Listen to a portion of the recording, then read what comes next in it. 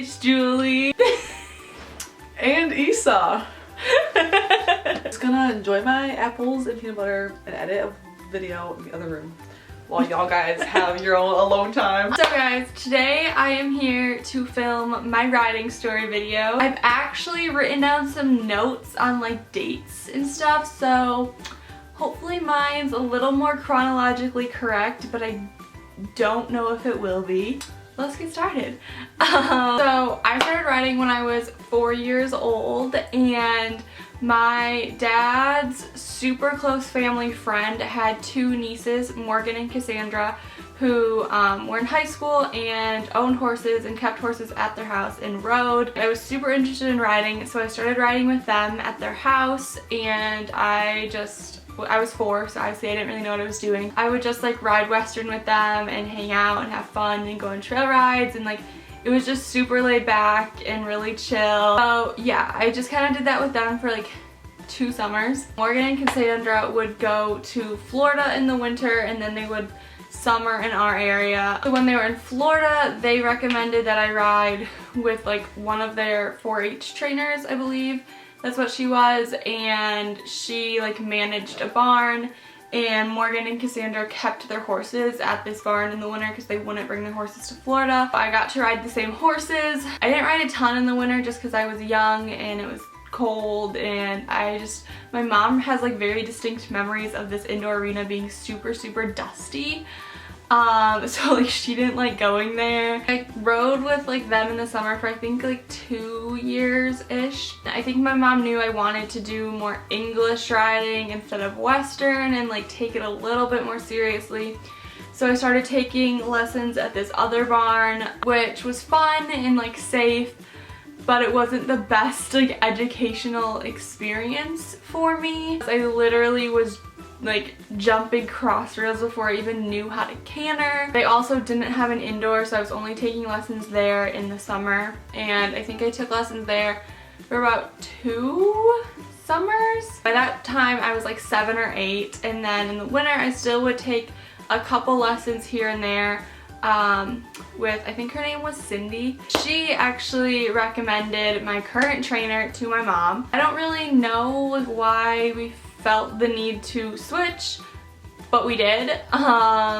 So she recommended my current trainer Katie to us, and that's how we found my barn. And it's really crazy because I'm 17 now and I've been riding at the same barn since I've been 8. And I'm like her longest standing client, and it's just really weird to think about. I started taking lessons with her like the winter of 2009-ish, when I was 8 years old. I first started taking lessons on this little POA pony, obviously it's a pony, named Heidi Ho, and she was so cute and I loved her so much. Kind of just had to restart because I never had like a solid foundation put in place. My trainer basically just restarted everything I knew about horses. Like from 2009 to like 2011, I rode this pony mostly. I would ride some of her like lesson horses on occasion, but I was mostly riding Heidi Ho. I started showing I think when I was like 10 or 11. I was so nervous. I just have these very distinct memories of almost throwing up, and I just looked horrible. Like, oh my god, it was the worst. Next summer I showed her in cross rails, which was super fun. In like 2011 I started leasing this horse named Duke. He is the reason I love chestnuts so much. He was a chestnut quarter horse. I started taking lessons on him, and then in like 2011 started leasing him. Like the first summer I leased him, I did mainly schooling shows. And then I think I did like 1 woodbine show, and it wasn't even rated, but it was like a bigger show. Next summer I did more woodbine shows and still some schooling stuff. I think I showed him like 2-3, maybe 2-6. He was just safe and pretty like easygoing. He was just a great beginning. Towards the end of my lease, in like the end of 2013, that fall, my trainer and I had been talking about buying a horse, talking to my parents about it, and we weren't really sure if we wanted to find something else to lease, find something else to buy. Like, we didn't know what we wanted to do, but we kind of knew my time with Duke was coming to an end, and he just kind of taught me a lot. Around that time, I tried this horse named Ernie, and I will describe him as like the most influential horse in my life. I loved this horse to death, and still to this day kind of wish I'd bought him. In our like local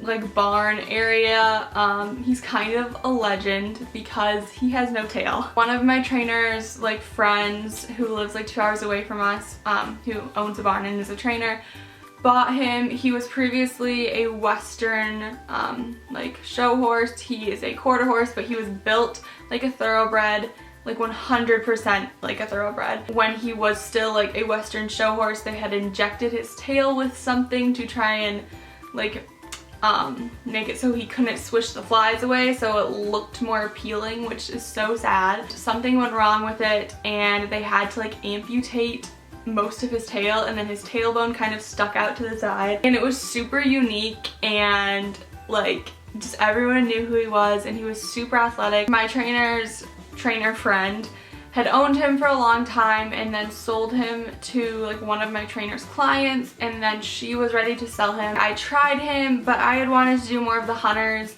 and because he has no tail, it's not appealing for the hunters.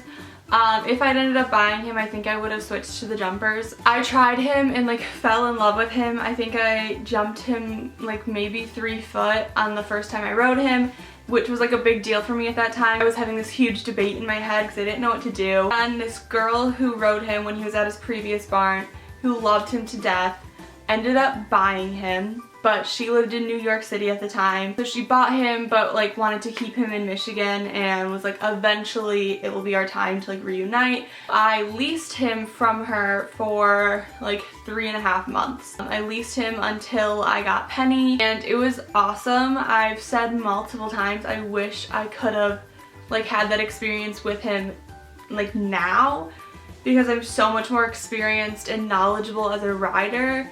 Like, I would just be able to do so much more with him. It's just kind of this feeling I'll never be able to like re-describe. He was just super cool and very meaningful to me. Really helped instill this passion for riding in me. I leased him until January 2014, and that is when I bought Penny, which is crazy. Penny was my first horse I ever owned. Kind of more than we thought we were getting. I thought she was a lot more experienced than she was. Turns out she was a lot more green, and I was still like a fairly green rider. Definitely an experience. Kind of trained each other. My first summer with Penny, I did like woodbine shows with her, just like their schooling unrated shows. I did like the 2-3, and it went a lot better than I was expecting. The next summer I did like mostly schooling shows at woodbine again, and I did my first rated show, which was super excited. It was like the Woodbine HJM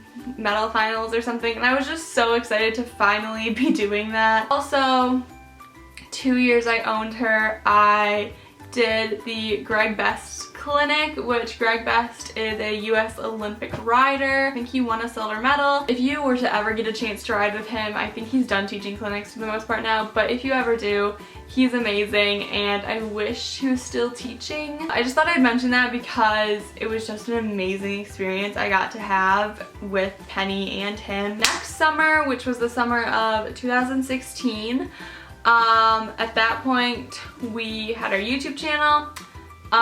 So yeah, Penny is a lot more recent. You guys saw her in videos. You guys remember her. So I feel weird talking about her like in past tense. In summer 2016, we did mostly rated shows. We went to Waterloo, and that was my first time showing at Gleff, which was just like a dream come true of mine. I thought it was something I'd never get to do, and so finally being able to like show at Flint Fields, like at the Great Lakes Equestrian Festival, was absolutely amazing.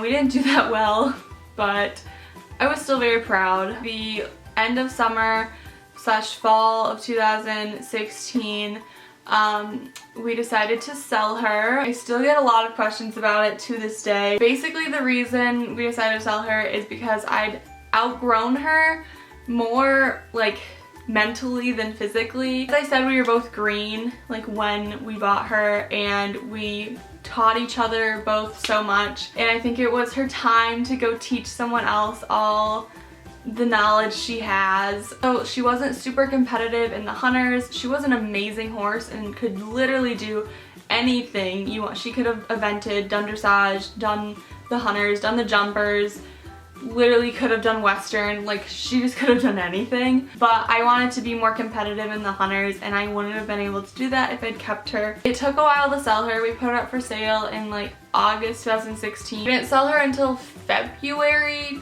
2017, which it really took like an emotional toll on me, because as much as I loved her and as much as I loved having her and all of the experiences we had, I was ready to move on. I had mentally prepared for her to leave. I had just become really unmotivated to ride, and it just wasn't a fun time in my riding. When she left, it was very emotional. I was very sad, and it's such an odd thing to like sell a horse. You know it's for the best, like you know you're gonna move on and like do other things after that, but you're also so attached, like you don't want to let them go.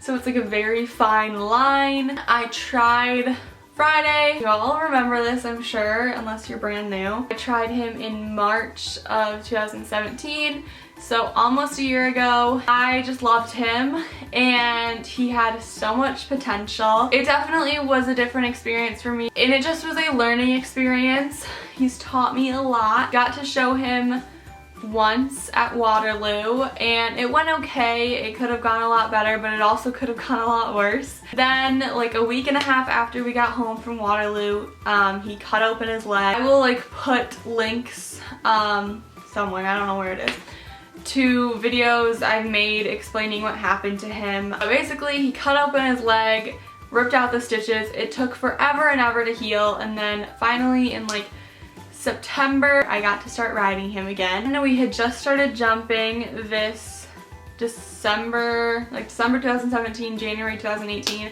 and then he colicked, and we had to take him to Michigan State.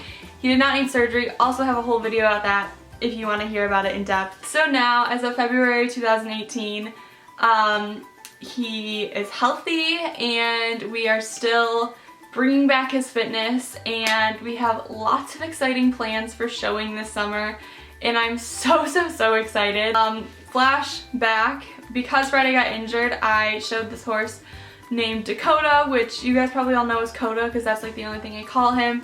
He was like a Hanoverian, but he was like 19, so he knew everything about showing, and it was just a great showing experience. He just was so knowledgeable and just took me around, and it was fun, and I just loved it, and I love that horse. I still ride him to this day, but I'm still like rehabbing and building up his fitness. Knock on wood, as long as anything doesn't go wrong.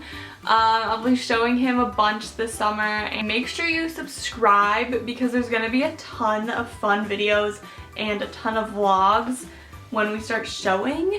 So that'll be amazing. Also, make sure you check out our most recent video. It's something we're really proud of. Make sure you like, comment, and subscribe. I hope you enjoyed. Thank you so much for watching, and I'll talk to you guys later. Bye!